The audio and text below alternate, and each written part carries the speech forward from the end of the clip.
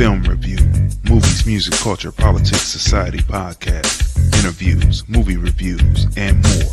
Live Sundays at 5:30 p.m. on Facebook at Crazon Dion. Hey everybody, this is Lunell, the original bad girl of comedy. I'm here at the Link Promenade in beautiful Las Vegas, Nevada, and you're watching the Film Review. We had to come on for a special review of the movie Harriet. Is it dope or nope, right? And the knows, so that's why. First of all, happy Halloween. Yeah, happy so Halloween. Was the film a trick or treat? Yeah, that's true. Was it a trick or treat? Was it what it was all cracked up to be? We're here to talk about it because, we just came back from the movie seeing it. This is a special edition of the Film Review. Movies, music, culture, politics, and society. We're the husband and wife team. I'm Crazy D. I'm Tracey. And we review movies, music, culture, politics, and society. And do we have a special review after coming from seeing the movie about Harriet Tubman called Harriet, right? So, let me just say, while this is giving me a little headache here on copying this so I can put this through, but we got plenty of time. Wanna know why? Because we're going to break this movie down for you. Is it worth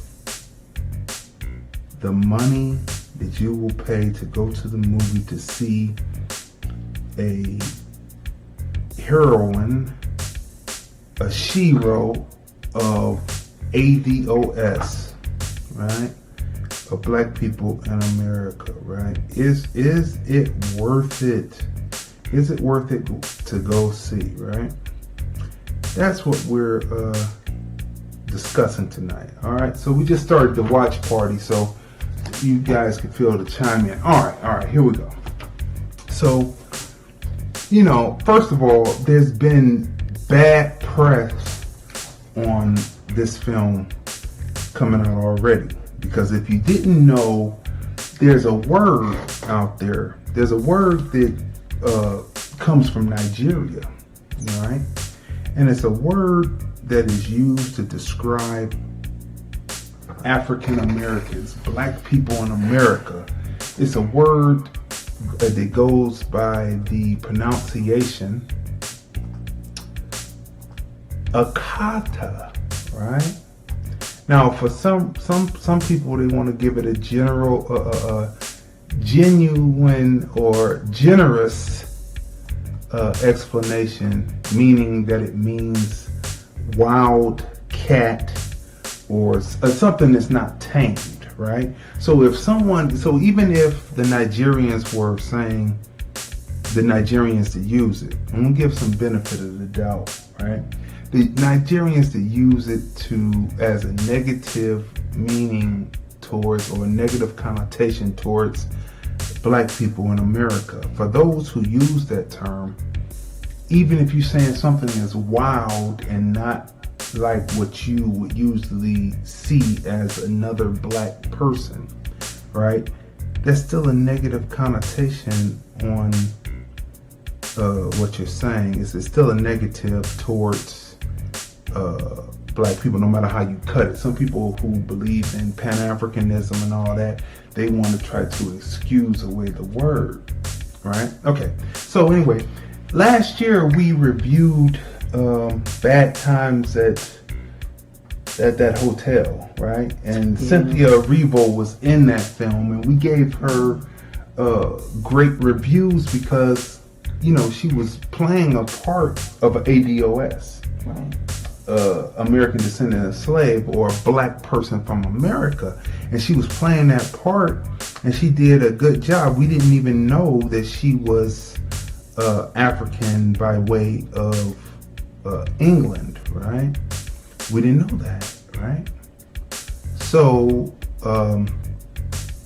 coming forward, there's been some negative talk going on as far as her and her friends. Tariq Nasheed exposed it and showed the receipts that one of her friends on Twitter was using the word akata. And she was agreeing with her that these akatas are dirty and all that and lazy and right. And my thing is, the first time that you see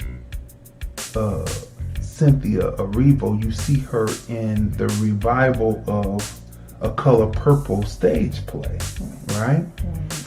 And it would appear that the so-called akatas are the ones that's giving you all the opportunity, because the English actors seem to say that they can't get any work, that the English theater people aren't giving them the chance to work, so they have to come over to America and assume the American accent, right, to do these roles, right? So automatically, I'm setting all this up for you so you'll know there was a negative press going on about this whole situation. It's like Complex, right? Afropunk.com talks about various tweets. You can go check it out online yourself, but this one particular tweet, she mocks as she's ghetto American accents with a friend of hers, some guy. Right, but this is all on Twitter account, right? And there's another one of her other friends, another friend who well, the first tweet that I'm talking about is in regards to a male friend of hers. I'm not sure if he's a male from America or if he's a British white male. I'm not sure where he's from, but she mocks, as she says, what is it, ghetto American accents. That's one tweet, and then there are other tweets when she's in support of a friend of hers who's also not a Black American, and foundational Black or American descendant of slavery, a person of color such as her, not born in America. Right. But she says something, about Black people or Black women. She agrees, or what is it? Is it called likes, or when you agree? Well, she agreed check with her. She checked marked on Twitter. She loved it. So there's like 6 of them right here. Right. So there's let's read some. Let's give them a receipt before we go any further. But no, what let's I was give just them gonna. a receipt. They can look it up on Twitter. Complex. I was just gonna give them different sites to go through. Oh, okay. Akata, like right here, it's not. I thought it was 6. As this darn gone thing opened up, it's even more. 1, 2, 3, 4, 5, 6, 7. Give them the one about 8, 9, 10. And she liked. It's just so rude. I'm gonna let people go to the site and check it out themselves. You can go to Twitter. You can go to Afropunk. And watch it. So Afropunk.com. I'm giving these different sites because you have to give receipts. Even the Griot has a story. She addresses this. Cynthia Erivo addresses all of the different, nasty comments and tweets. Hello Beautiful, the New York Daily News. It's all over the web. But first of all, I said, okay, let me, just go see the film, and because we do review films, And I said, okay, well, although she has said a lot of not so nice things about Black Americans, maybe she'll deliver in acting. She's an actress, right? So we go see the film. No, wait. Let's pull back before we go get to the film now. Now listen. For those who did not see the interview on OWN, and let me take a drink of water. First, I don't know why Oprah tied the two actresses together, other than they were not from America, right?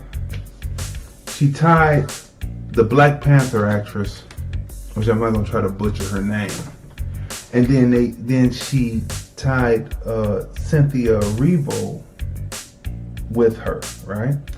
And so she interviews Cynthia Erivo, and Oprah tries to talk to her about the experiences of Black people. She asks her questions, and the woman sits up there and really without any heart in my opinion. She sits up there and she basically talks about Harriet Tubman as if she was just a character that she was playing, talking about how a human being has the fortitude and the strength and the mental to actually get up and do what she did, but it was no feeling to it, right?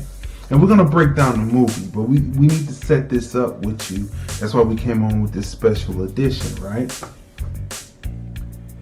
So she's on the interview, and even Oprah can look at her and say, hey, this woman really doesn't have anything going on, because of what she said in her tweets and who's actually behind her, we believe she has to keep that air on, or that edge on, that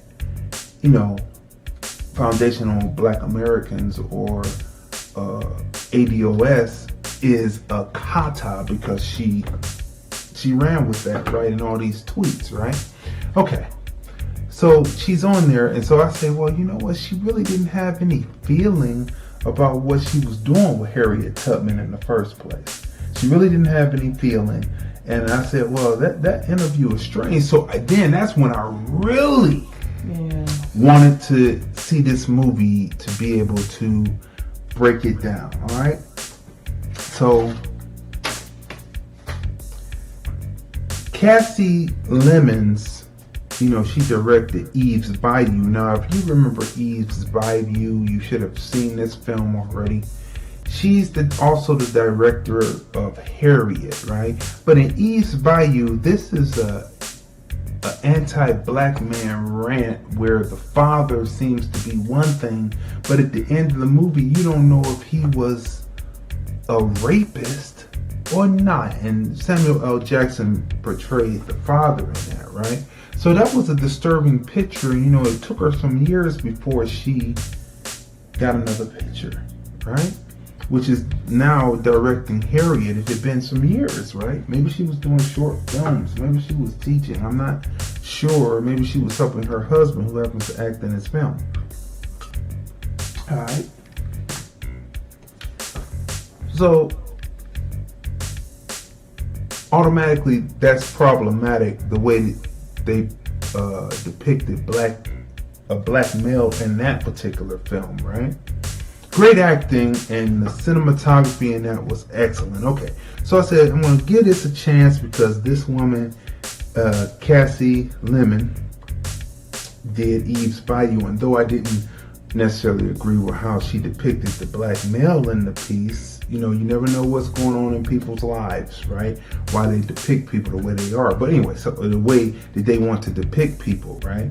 So we went into the theater with an open mind, even though all of these different reports, like this right here, what did you say? I mean, this is, I'm kind of really seriously at a loss for words, because this is tacky.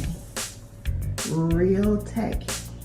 Yeah. And a disgrace to Black Americans for them to. Okay, wait. We're gonna get there. We're gonna unpack this. Okay, we're gonna let you know should you see this movie or not see this movie. Should you save your money on seeing Harriet? Okay, all right. So we sit down in the movie theater, right? So the first thing, like we always tell you, we look around to see the audience. The theater is not packed, right?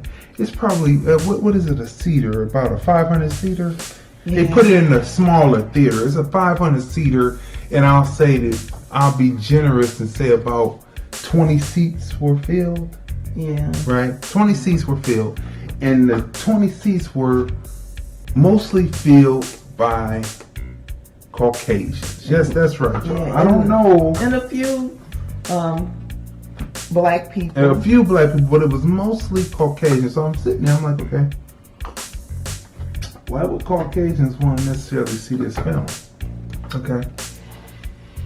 So we sit there, so we go through the previews and all that, and so the film opens, right?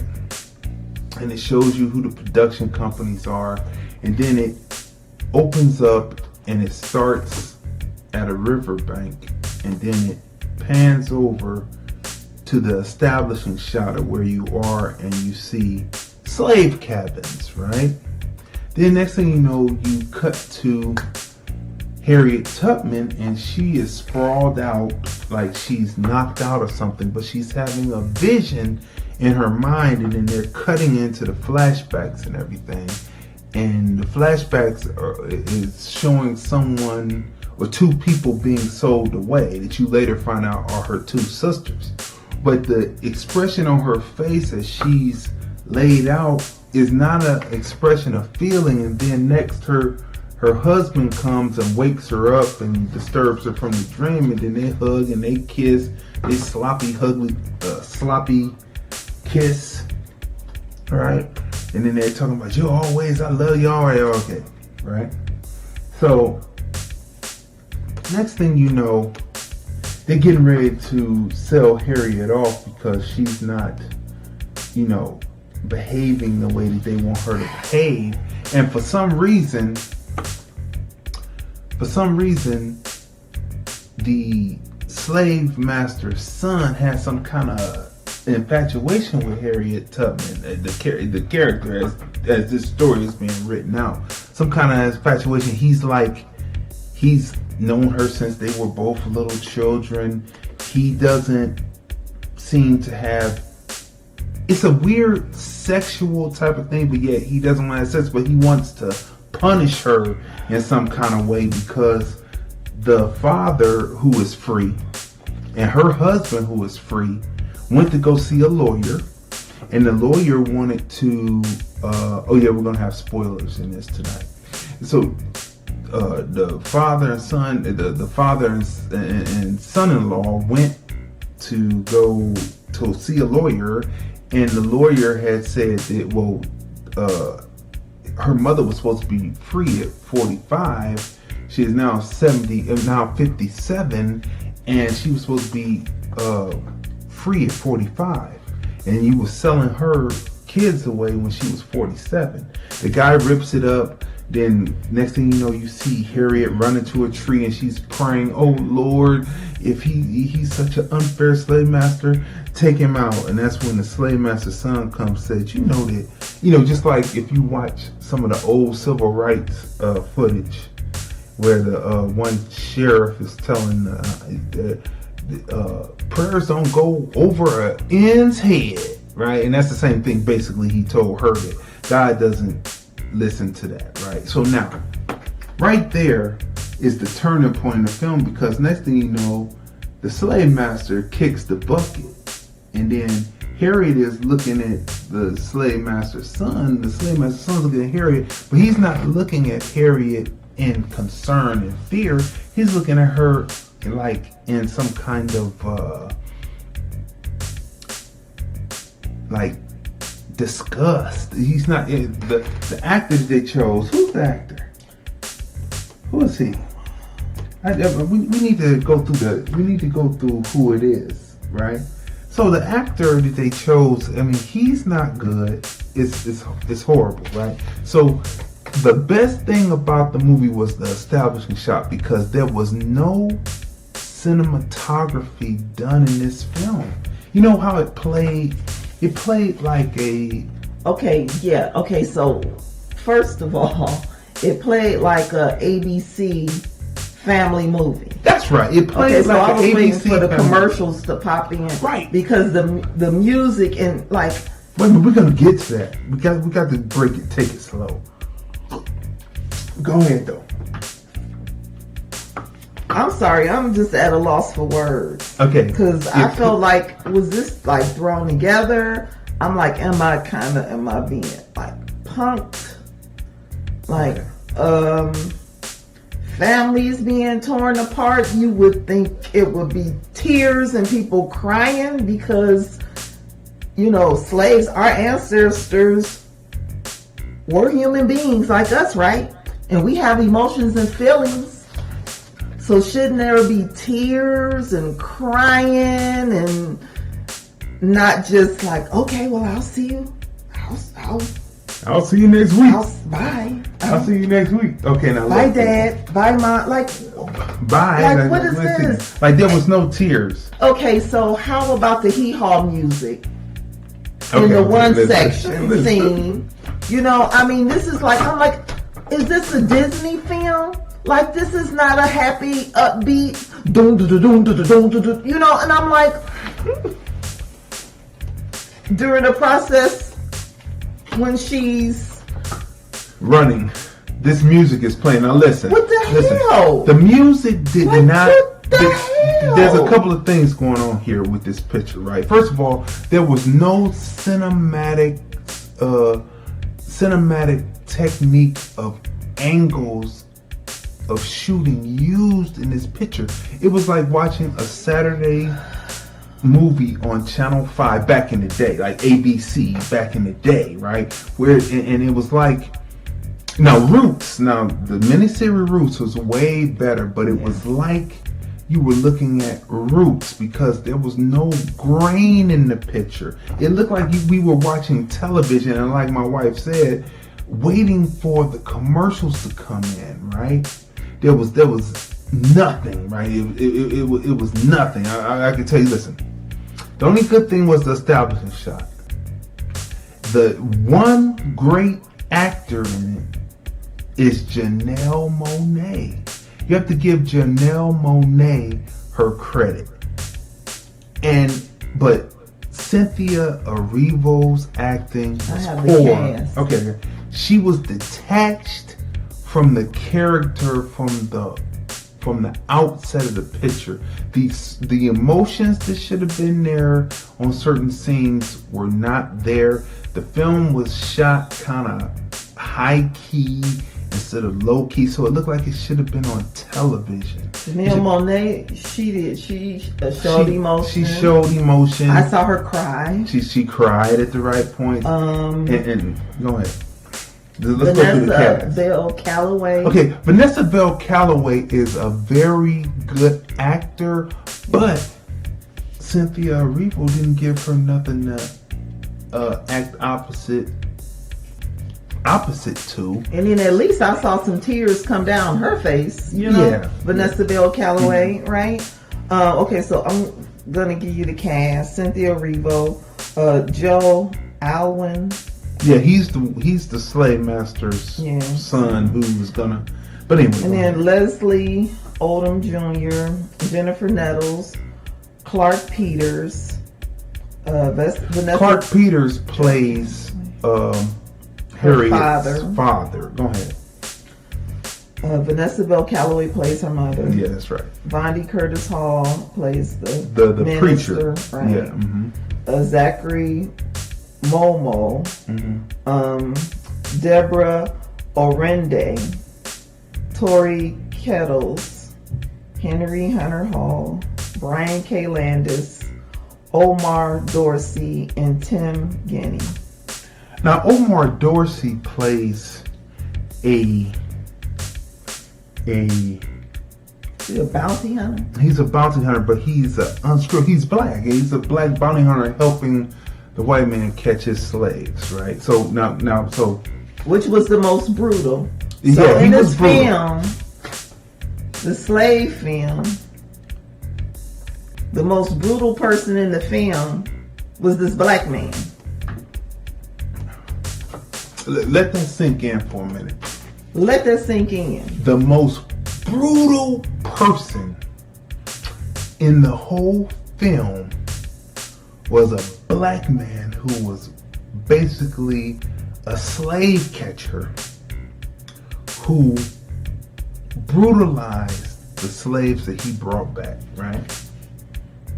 Let that sink in for a minute, right? And here's the kicker. More brittle than all the white slave owners in the film. Now, That's this right. is how this More film brutal. was Laid out. laid out. More brutal More brutal. than the slave master. All the slave masters were doing were talking about it, right? Not one Caucasian was killed in this picture. But they did Not manage one. to get a black man in a skirt. Okay, we're gonna get to that. But the slave catcher gets shot through the back of his head, comes out the front of his head while he's trying to kill Harriet, right? They managed to put the slave catcher's once partner who saw Harriet Tubman cross a lake. It seemed like it was deep, but she crossed the lake to throat deep and got across the other side. And that's what made the runaway slaves believe in her brother and her family, right? So he switched sides, right?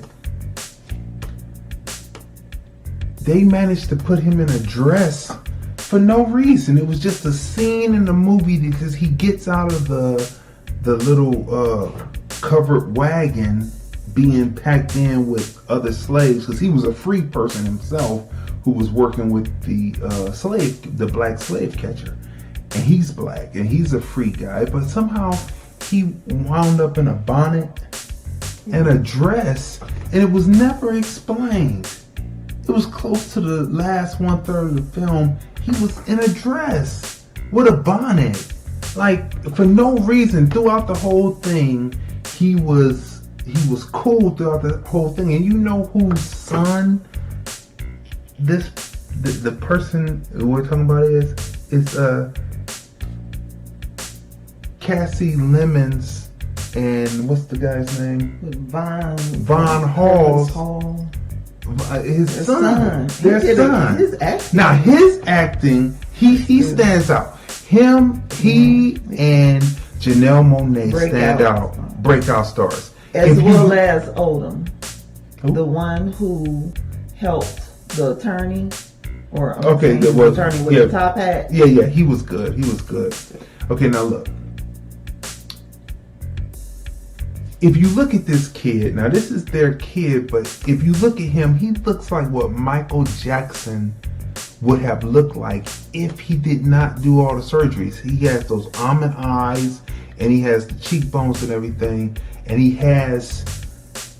he's what Michael Jackson would look like if he hadn't. We're gonna tell you. But anyway, look, we're gonna tell you, and then you'll see him in other stuff. But he's a pretty good actor, right? And his part was pretty interesting. But was it interesting enough for you to see the picture? All right, we're gonna get to that, right? So again, no Caucasians killed in this picture. Plenty of black people brutalized and killed in this picture, right? Murdered in this picture, right? So I was trying to figure out where she was going with it, right? You had marquee actors. Cynthia Erivo was not ready to play such a heavy character as Harriet Tubman. She did not put her all into it. You know who I would have liked to have seen play her? Because we just came from seeing her in the movie, in Black and Blue. Okay, Naomi Harris. That's right, Naomi Harris. Because, both of them come from England. Right. But the experiences of Naomi Harris, who says, of course, Naomi Harris is in her 40s, right? Right. But she says that there has never been a prosecution of the Bobby over there, the police over there, for killing black men. They go into they get arrested, they're healthy, but they come out of the jail cell in a body bag. And they say that there's never been any prosecutions for the deaths of black men. Now here's this woman who Naomi Harris is on the squad and understands, and that's why she can play that part. But here's this woman, Cynthia Erivo, just by her actions and what she has done shows that she's not on the team, and that didn't somewhere they say that she said she had to make the white character feel comfortable. Yeah, during the film. What's that? That was on a thing, because we sat there and watched Oprah, and she didn't ever say that. That was on a report on one of the things, but she didn't say that on Oprah at the time. We watched that. But the main point is, here's this woman calling a kata and agreeing with the people and laughing at the language of black people in America. But you would never say anything about the deaths of people who look like you. I know what that was on. What was that on? In New York, when they had the cast, the screening, and they had all of the actors talking about the film. Oh, okay. And she mentioned how she, during the making of the film, she, was making white actors feel better. She didn't want them to feel bad. Okay, so look, the point of all of this is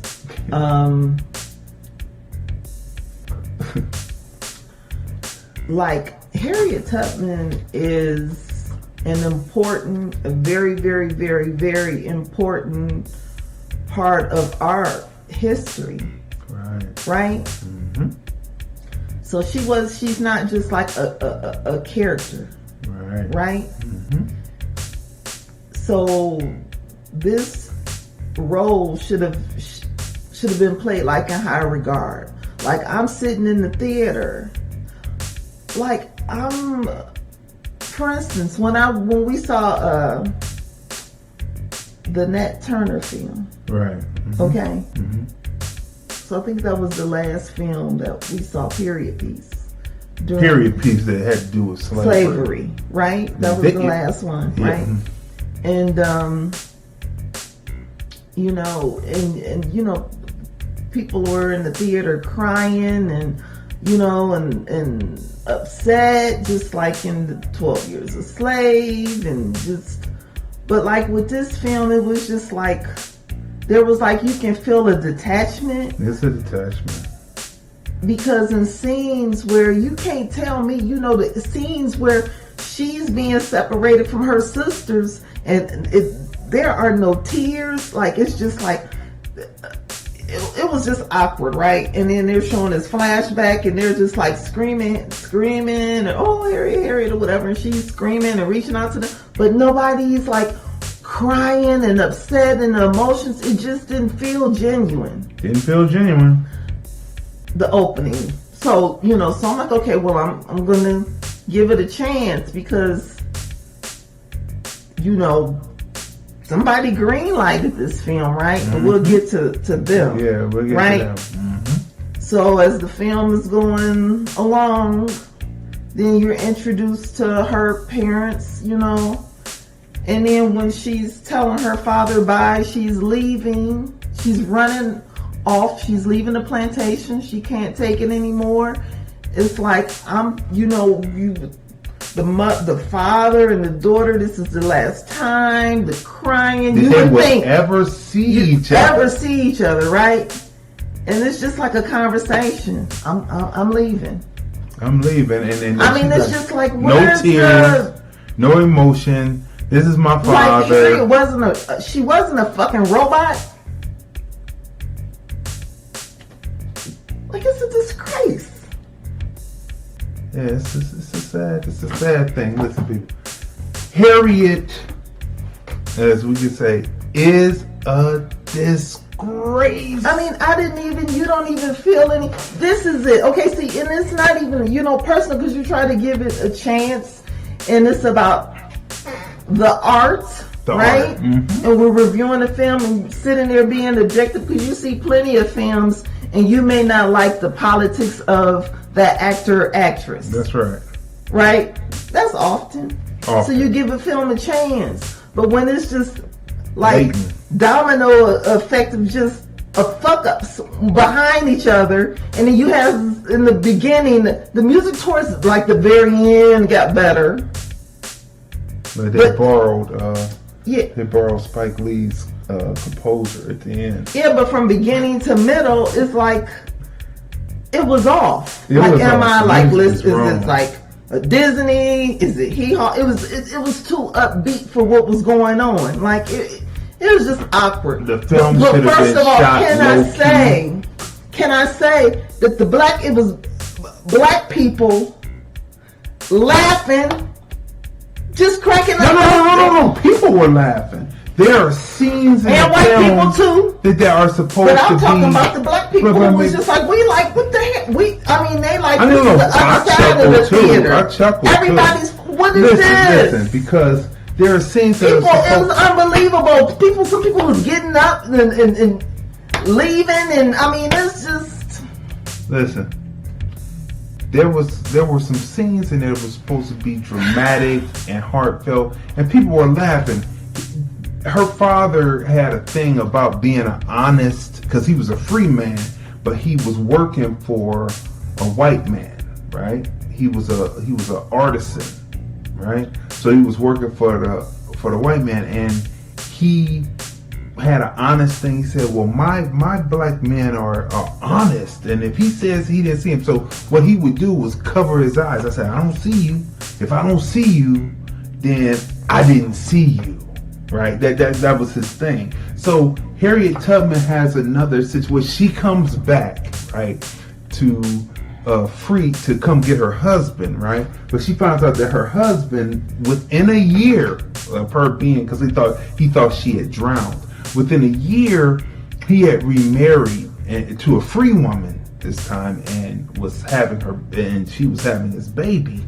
And so she goes back to the forest, and she's talking to this tree, and she said, Lord, why did you bring me back here? And then she has one of her spells. Like the first time I learned that Harriet Tubman had spells, because obviously I hadn't read her writings, right? But I had read about her in what they had in the history books, but they didn't talk about her spells. The first time we learned about spells was on Underground. Excellent. Well, that Harriet Tubman was a mean, shut your mouth. Listen, so she would fall out and have these spells where she would go into, and then when she would have visions in these spells. So she fell out again. So as she was waking back up, her father was there, and he was blindfolded. He said, I know you there. I know you're there. And I know you're there. And this guy is an accomplished actor, right? And the people were laughing, because even I had to chuckle, because he's talking about, if I don't see you, how did you get to her if you were blindfolded through the whole thing? If he just appears, like she wakes up, she falls out, you see her with the vision. Now, mind you, he hadn't seen her. She had been going on for a year. Right. Okay? And this is a father who thought he would never see his daughter again because she ran away from the plantation. She ran off the plantation. Right? Mm-hmm. So after a year, he sees her, or he doesn't sees her because he's wearing a damn bandana across his eyes. A blindfold, right? He said, if for I don't see you, time, and it's like a comedy. I mean, everybody's busting out laughing. Like, some people like, what is this? What is this? What is this? Like, what are you doing? Are these people supposed to be robots and have an emotion? I mean, he's like, if I don't see you, then I don't see you. And then he has a blindfold. So come on. Now, this is somebody who thought he would never see his daughter again. Okay, so he said, come on. And they turned it into a damn joke?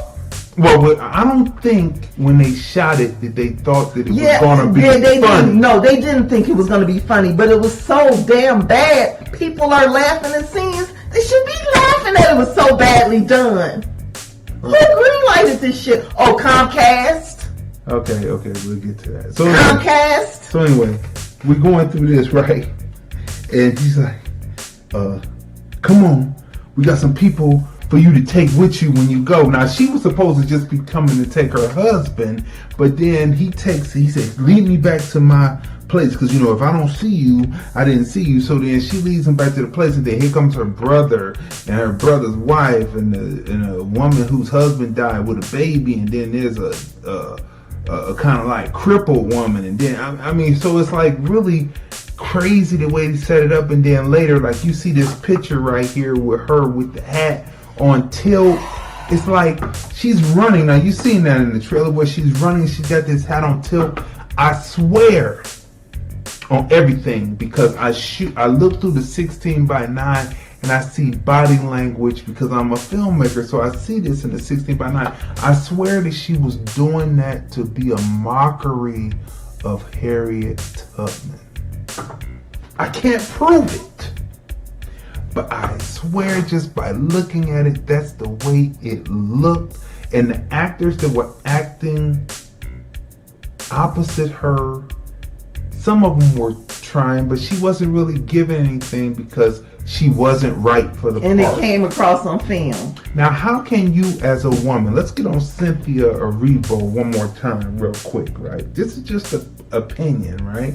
But in my opinion, how do you want to do roles that have to do with Black Americans if you look down on Black Americans, but at the same time, over in where you're at, over in England, they won't give you any roles, but the people who gave you a chance were Black Americans, and all you could do is be that way and, in my opinion, purposely play Harriet Tubman. So this kills her career, because it was on the rise. She had come from off of being Celie in Color Purple revival stage play. She was singing. Now wait a minute. And then I had asked. So she was Celie in the revival, and Oprah loved her, and Whoopi loved her, and all that. So these people are giving you the nod, and all you could do is do that. And then you did the Bad Times at the Riel Hotel or whatever. We thought that was real good, But then all of a sudden, when she was pegged to play Harriet, I was playing singer, but she was playing Harriet, and then all these bad reports came out. And guess who else she's playing? We'll get to that. So you play Harriet, and then you're not really putting your all into it. How can you be a person who has somewhat my skin tone and talk down and look down on people who are giving you an opportunity that you can't stay over in the country where you were born, or maybe you immigrated to in England, and you couldn't stay there and fight to get roles, but you come over to the United States and get roles, but you look down on the people, and then you play this part horribly. This is the film review saying this. Horribly. It's horribly done. How could you do that? And then they got her tapped to play Aretha Franklin. And then and how disrespectful is that? Because for a TV series, for the Geography channel, yeah, we all know over and over and over again, Aretha Franklin always. Who did she say? She named two people. Well, actually, she threw in a third one, because you remember she said Halle Berry once. Right. And then for her younger years. Yeah, and then she said Fantasia and Jennifer Hudson. And then, it's just like somehow it's just slapping. Somehow the great minds over at the Geography channel, whatever that is, National Geographic channel. National Geographic, remember back in the back when we were children in the 70s, they were always over there in Africa taking pictures of the bush. Let that sink in for a minute. So then they choose African by way of England to play our soul sister, Aretha Franklin, for National Geographic story. The first one was about Einstein, right? Right. And so this one is about, this season is going to be about Aretha Franklin's rise, right? So this right here is really, what can I say? It's really, first of all, so let's run Let me this stop down. looking at these tweets because I'm getting pissed. She's a director, but she did not Where's the have a emotion? great cinematographer. One, because cinematographers can sometimes save a scene with the close-up. There was no pull-ins, pull-outs, big heads. It was all medium shot type things, or head and shoulder, medium head and shoulder. It was no big head. There was no emotion. There was no cigar light on the eyes I'm to bring sorry, the but eyes all out. of the scenes throughout the film of Harriet, just because you crack your face up, in angst and make these heaving. I'm not an actress, but just because you say and heaving, You got to have but some no tears rolling down your fucking eyes. tears. I mean, excuse the Do cursing. you know who? But like no pain, like your family, dealing with your family, and then you see your friend get beat up and face bashed in, and you don't have tears all over your face. Your sister died, and you're just sitting there. Here's one thing, because we're trying to tell you, don't waste your money on this film. But anyway, listen, it's just a disappointment. Bring something to the table. I feel like I was at the damn high school. A high school play was better than this. Okay, listen. She gets to the border of Pennsylvania. The guy, she gets to the blacksmith guy, and he takes her. He dresses her up, and he takes her across to the border and makes her look like she's a free woman, right? So when she first gets out of the carriage, she has the most dumbfounded. It's purposefully done. It's purposefully done. It was an actor's choice. She gets out, she hands the guy back the cape and the hat, and she's standing there and she's like, and she's looking dumbfounded, and there's why would she look like that? It's making Harriet look like she's kind of slow now. But then what does he write on a piece of paper? He writes when she finally gets to Philadelphia, Pennsylvania. The guy who's a black man who was part of the Underground Railroad and the end of slavery, whatever they called it, whatever, right? He writes in the thing, may suffer from brain damage because she protected the little slave boy who became the slave master. It grew up to be the slave master's son.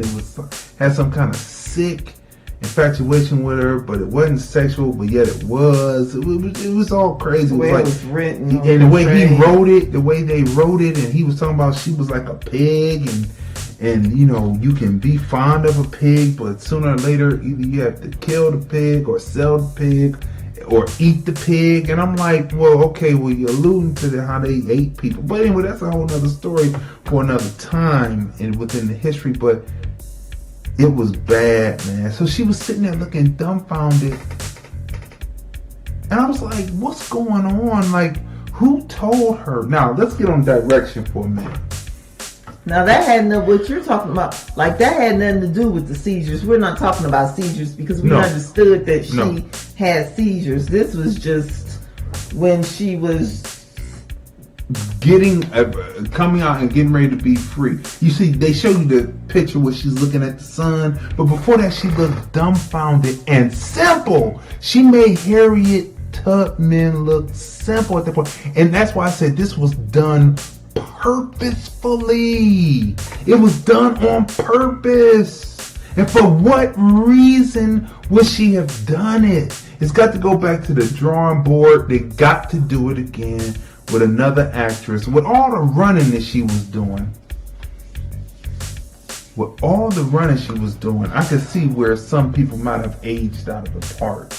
Because she was doing a lot of running. She was doing, she was doing so much running, it reminded me of the Olympic Committee back in 19 something, or it's either 18 something or 19 something. This is after slavery, and black people were trying to be in the Olympics, and she was doing so much running. It reminded me of how the Olympic officials, you can look this up, had black women running naked around the track to prove that they were actually women. Let that sink in for a minute. And this woman had her doing all this running in the picture, and it just made me flash back to learning that tidbit of information that the Olympic Committee had black women who wanted to be in the Olympics running around the track buck naked. And what was the backdrop of music sounding like? To prove that they were women. And this was like I thought I was watching the Beverly Hillbillies. I thought I was watching the episode. We got to get her. When she was running for her freedom. Now this is running other people for freedom too. Same music. I need to know who the composer. Oh yeah, that's right. Can you find out? Can you find the composer in the theater? We was like, who the hell? Who composed this? Because at the end it sounded like Terrence Blanchard. At the end with the horns, I said, oh, they borrowed Spike Lee's guy. But I said it couldn't be. Didn't he pass? Yeah, he passed away. So I said it couldn't be him, right? But they kind of got that. But in between time, they were down. I mean, I thought I was watching an episode of Beverly Hills. The Beverly Hillbillies. Every time you could swap that music for the music, and when she was running with the other runaway slave, when she was running first by herself, or when she was running with the other slaves when she had the hat tilted to the side, she was going to a hold down with her hair dress up. Sadly but true. Like this shit is. I'm like, am I being punked? What was this? It was a joke. Listen people, this is how important this is. We should have really said this at the beginning, but it's 1619, people. It's 400 years since 1619. It's 2019. 400 years after 1619. People weren't ready for it. Nothing was done. We're arguing about reparations. People are trying to put a halt to what Tone and Yvette Cornell are doing by trying to co-op it now. Now it's got some traction. And then you got this woman directing this movie. Okay, did he do it? That's what it says. Well, he said, really? People. Wait a minute. Go check it. Yeah, because I thought he wasn't. Okay, listen, tell me. Did he do it? I feel like I'm in the Twilight Come on, find out. Are we in the Twilight Zone, people? Because at the end of the film, I said, that sounds like Terrence Blanchard, right? I said, that sounds like she borrowed Spike Lee's dude for it, right? Did he or didn't he? Let's make sure. Let's make sure that Google is right about this shit before we say this, because this was something, right? The tone of the film was wrong. It should have been shot low key. Should have been grain. It should have been more serious. This was more like high key. I'll say medium high key, where it would have been on television. That's how it looked. It was too clean. It didn't have that film grain in it. And I don't know what happened. You know, it was like when you watch the Nat Turner story, right? When the murder started to happen, when the killing, because it wasn't murders, it was when Nat Turner and his people started killing, the slave owners for all the brutalness that they had done. They didn't hardly show it, but in the movie you saw all the brutality that the slave owners and the slave catchers and the slave overseers did to the slaves. You saw it, but when the killing started to have vengeance upon those who had done wrong to human beings, they didn't show it. In this film, he scored it. I'm gonna get that. So she shoots in the floor, and then you see like some blood come out. There's a scene where they tie up the slave master's 2 sons and their daughter, and there's one son in the middle, and she shoots to the floor, and you see something like blood coming out, but she's like, well, if she shot on the floor, she missed his thigh, but you see something coming, but it cuts real quick. And then when the slave master, because the slave master's dead, so when the wife comes in, she comes around to the front of the bed and she listens, she goes, oh! And so that's how you're supposed to know that he was shot, even though it was a hole in the floor, and you see a little like some blood running, but they cut it real quick. It's like really, truthfully and honestly, she was the wrong director for the job. She was wrong director for the job. The tone was off. The cinematography was not there at all. And Terrence Blanchard scored this film. This is not one of his best. That lets me know, just my opinion, that Spike Lee had a lot to do with how his movies were scored. He said, I need to have this. Unless she was auteur, and she said, well, I need the music to be more like this, Terrence. Okay. Tone off. Cinematography off. There's one scene where Harriet is outside before she's getting ready to leave her father, and they have the red tone on the inside of the cabin, and she's outside, so she's in blue. That's standard lighting. That was good. I give that's a kudos on that. That was good. Other than that, tone off, cinematography off.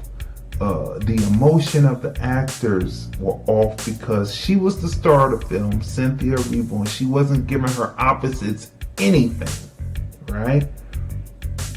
The storyline, the through line of what the movie was about, it was really just all over the place.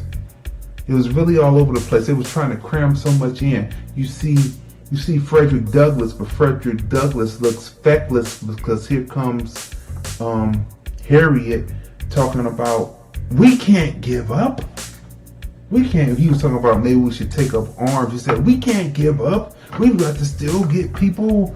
But anyway, so he was there. He was feckless. The husband was shown to be feckless. The guy who owned the association, Anti-Slavery Association, not owned it, but ran it and had a printing press, he was shown to be feckless. And I mean, it was just one big, I don't know what to call it. And then in the end, to put your son, in my opinion, to put your son in a bonnet and a dress for no reason. It's unexplained. It's just like how Dave Chappelle in the movie he was starring in with he was co-starring with Martin Lawrence, who was the star. They were breaking out of jail, or Lawrence was breaking them out of jail because Lawrence is the cop, right? And then the writers came to him and said, you know what would be good? If you put on this dress, it would be so funny. And Dave Chappelle was like, why do I need to put on this dress? This doesn't make any sense. If I'm breaking out of jail, why am I wearing this dress? So he said that the people went away and they came back and said, okay, we wrote it different. And then he stood his ground. The kid was put in a bonnet and a dress for no reason. It was never explained. in the film at all. And this is close to the end where she's taking the last slave. She took 70 slaves from the South to Pennsylvania, right? But she helped free 700 more by taking them from Pennsylvania to Canada because of the fugitive slave laws that came about, right? So all that is good history, but within the story, it's a waste. If it was celluloid, it'd be a waste of celluloid. Right now, it's a waste of digital, and people.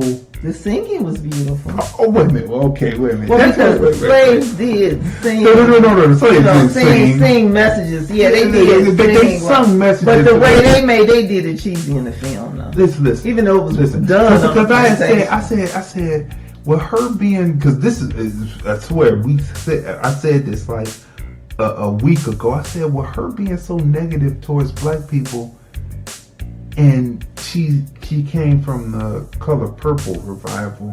I said, there's no singing in this, is it? This isn't a musical, is it? And so we get there, and it's a musical. It's not a musical. Wait, I'm trying to get. Wait, it was like, oh, Oklahoma, where the winds come playing down the lane. I'm telling you, she was singing. She sung in 4 parts. She sung in 4 parts of the film. Oh, it's time to go home. I mean, she was singing. I was like, oh my God, this turned into a musical. So this turned in from a slave movie to a musical, to escaping, back to a musical, to escaping again, back to a musical, escaping again, back to a musical. And in the end, people, here's the kicker. Here's the guy that had her all lashed up and would punish her. They alluded to the fact that he was a Cretan, the little boy that she had grew up with, that grew up to be the slave master's son that was going to take it all over when the mother kicked the bucket. He had been abusing her all her life. They alluded to it. Yeah, you saw it on her back. You saw it on the back, and he said that I'm not going to hurt you too bad, but I'll let you stay. He said, I'm going to be free. You seen that in the trailer, right? So she jumps in the water, and they think she drowned, right? Because they search for her. But at the end, she shoots this dude in his hand. And she says, I've seen it. I'm doing a better rendition than she did, I'm going to tell you. I've seen it. You're going to die right here on this field. And he had the gun. He thought he was going to die. Then she turns the gun and it shoots in the air. You're going to die on this field in a war that is about nothing. Because I done seen my people free. And she gets on the white horse. You know, the pale horse. You know, the 4 horsemen, the pale horse. And she rides off. But she shoots him in his hand. But she doesn't cap this dude. Meanwhile, he capped the traitor who killed Janelle Monáe and was about to kill Harriet, and he shot him right through the head, and he don't get nothing but sitting there maimed, talking about he gonna be in the Civil War and you gonna die on this battlefield. Men died for no reason. The wrong person to write this film. How come? Did you know, people, that Planet of the Apes was actually written as Planet of the Blacks? And they said, well, if the black people see this film, then they're probably going to rise up. So they changed it to Planet of the Apes. But you know, when they did the screening, the black people, because the story was about Planet of the Blacks, but they changed it to Planet of the Apes. Black people in the screening was loving it. The white folks at the time were scared of Planet of the Apes. I'm talking about the one that came out in the 70s, not the one that came out, recently. Not the ones that came out recently. The ones that came out in the 70s. The one with Charlton Heston. Get your hands off of me, you dirty ape. Right? But he would have been saying something else you get the point. You mean to tell me the only time that you can see some get back is when it's changed from blacks to apes? I mean, I don't understand that, right? I don't understand that. We're in 2019, right? We saw more get back in Black and Blue. Yeah. Justified get back. This is justified get back. She throws it down. So this was, ladies and gentlemen, this was a religious picture. Not only was it a musical, a slave movie, but it was a religious picture to say that somehow we're better because we are able to forgive. Meanwhile, she worked for the women's suffrage, and we find out later now in history that Margaret Sanger, what's the other woman's name? The one that they thought she would run for president. But anyway, once the black man was about to get the vote, they railed against it and turned against it and turned just as racist to keep black people from out of having equal rights as the slave owner was in the South to keep the slaves in bond. How about that, people? About Comcast. Okay. Comcast is the company that is pushing this film out, right? But at the same time, they're going to the Supreme Court with an amicus brief from the Justice Department of Donald Trump to try to reverse the 1866 Civil Rights Act that granted black people after slavery the right to have fair commerce and be able to own land and not have it taken away from you, to be able to do business in this country, fair business practices done to you without you being cheated, right? And this is Supreme Court, right? This case is going to the Supreme Court. Because Byron Allen has already won his. The Supreme Court said they were not taking up Byron Allen's part of the case because he used the 1866 law to win his case, right? They said they're not taking that up. They're taking up the 1866 Civil Rights Act to roll it back. And who's on the bench but Clarence Thomas? Clarence Thomas is anti-civil rights. And this is Comcast who's trying to roll this back. And Comcast owns NBC. And guess who did Harriet? The film Harriet. Who distributed? Who distributed? Comcast. So then, no wonder it would be something that was feckless in its own right. And had people in the audience laughing. Laughing. Then laughing. They were laughing. Her, to me, they can do anything they want to with Cynthia Erivo that they want. But as far as I'm concerned, I take back everything that we said about her as far as the movie last year, Bad Times at the El Rey Hotel or whatever that was. We take all that back. Well, she's not a rising star in the black community. She's not. We're taking that back. She's horrible acting. She's horribly disgusting in this picture as Harriet Tubman. She should have turned it down. Who's going to watch her as Aretha Franklin? So what she could sing. We heard her sing a little bit of Aretha Franklin on the red carpet for some movie. And I said she missed a couple of notes there because Aretha Franklin was incredible. And you're going to have her do that? They should rethink that, like how they should have had rethought the Nina Simone movie with Zoe Saldana. Zoe Saldana with a black Put her in blackface. With all these black movies, actresses. I can't. Right, and guess where that is now? That's buried. We were wondering where that film was, and we found it. We found it on it's buried on Urban Movie Channel. Oh yeah. It's buried on Urban Movie Channel, and I believe that the Harriet movie will see the same fate. Because I don't think I'll be shocked if HBO, Showtime, or Stars, or Epics, or any of the other ones pick this up. It's a slap in the face to. It's gonna be buried on UMC. American descendants of slaves. It really is. It's a disgrace. It's a disgrace. It is. It's a disgrace to black people. It's disrespectful.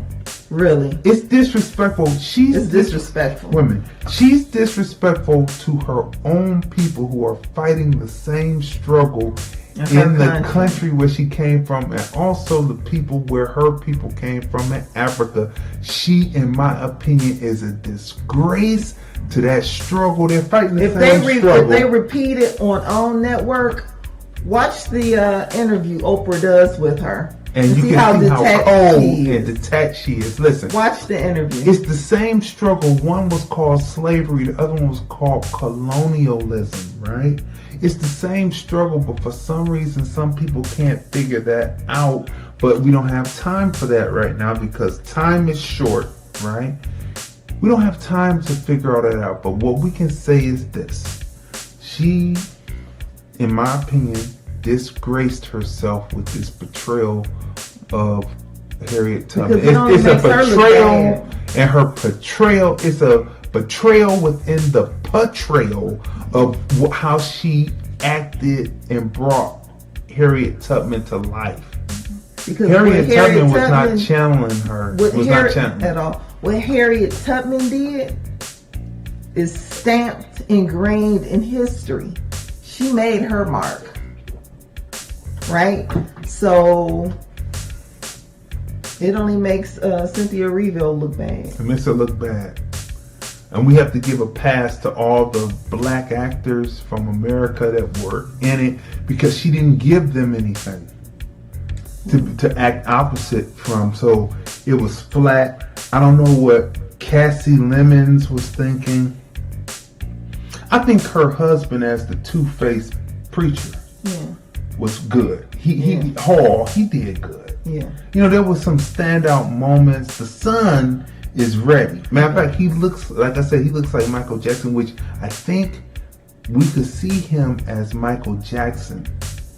You know, the young one, the young teenager coming up, because he's got the same. I don't know how that happened. I don't know if they're related or whatnot, but people. What would you rate the film? We got to rate it now. We didn't give him this far. You know how we do it, the film review, movies, music, culture, politics, society. We're the husband and wife team. I'm the voice of the filmmaker. You're the voice of the critic. And so now it's time to rate this film before we sign off. You know what? I'm not gonna waste my fucking breath on this. Oh yeah? I'm not. It's not even worth rating. I could have saw this on ABC Sunday night. You know, I'm not. You know, Okay. I'm insulted. The film is so I'm not even rating it. It's insult. Okay, people. So direction 0. Cinematography 0. Through line of the storyline 0. We even saw John Brown in it. And he was just there talking shit, feckless. 0. Frederick Douglass portrayal 0. Janelle Monáe 10. She killed it. Right? She killed it. The two-faced preacher, I give him, because he showed it. He showed two sides of the preacher. I give him a 10. Hall. I give his son a 10. He was standout. I give him a 10. Lighting 0. Lack of grain in the film to give it that grit 0. Which brings it down to because of the two actors, it brings it down. All categories, all the other categories were standing. It brings it down to a 2. Is this film dope or nope? Nope. It's not dope. Is it a trick or a treat? It is a trick. Happy Halloween. And is it worth going to see? Do not go see this movie because you will be highly disappointed. Do not go see this film. And people, or if you do, you gotta go to the very early matinee. No, don't go see the film because it's not worth seeing. It's disrespectful. It's not worth seeing. Just go online and read the reviews. Go online, read the reviews, and watch our reviews. So listen, people. Sunday at 5:30, we have Wayne Powers on. You know him from Deep Blue Sea. You know him from quite a few other films. Let me run it down for you since I have it down. The Italian Job. You know him from Valentine and the HBO short miniseries called Out of Order. But he has a new film called Loves Me, Loves Me Not. Coming on, we're going to be interviewing him, and we're going to be, we were going to talk about Harriet. We may talk about something else, or we may cut the best of this in so that you can see it. But do you want to really go see Harriet? Don't see Harriet. Don't see Harriet. I mean, I hate to keep I was just so disappointed. And when I I visually saw people falling over, moving forward, laughing. But when I heard people laughing, during scenes that were supposed to be touching scenes, I said, okay, at least I know it's not me. Because I think I said that in our theater. I said, at least we know it's not just us. I mean, people are laughing in scenes that's supposed to be touching scenes. Like, what is this? So, people, don't go see this movie. You will be highly disappointed, and especially with who she is and how she couldn't emote. That was what it was. She couldn't emote. She couldn't put it across her face. I don't know if she had Botox popped in, but she couldn't emote, and she wasn't crying at the right point. You parting from your family. You see your friend get her fucking face bashed in and kicked in, and then to have. And you standing there and you not crying, I'm sorry, but go ahead. To have Janelle Monáe give the performance that she gave, and you're standing there like... It was just, that's the term. There was brain. Dry tears. Dry tears. Is the film full of dry tears? Then they put tears on, like when she ran back. She was and put little drops in her, it wasn't So people, don't go see Harriet. Okay? I mean, this is the first film that we ever said don't go see after we gave a review, even low reviews, but this is an insult to your intelligence as a black person, okay? Our people went through way too much for this disrespect. And I don't understand why the woman did it. This is just... Yeah, people, so... This has been a special edition of the Film Review. Movies, music, culture, politics, and society. We are the husband and wife team. I'm Crazy D. Tracey. And we review movies, music, culture, politics, and society. And we will see you on Sunday at 5:30. The Film Review. Movies, music, culture, politics, society podcast. Interviews, movie reviews, and more. Live Sundays at 5:30 p.m. on Facebook at Crazon Dion. Hey everybody, this is Lunell, the original bad girl of comedy. I'm here at the Link Promenade in beautiful Las Vegas, Nevada, and you're watching the Film Review.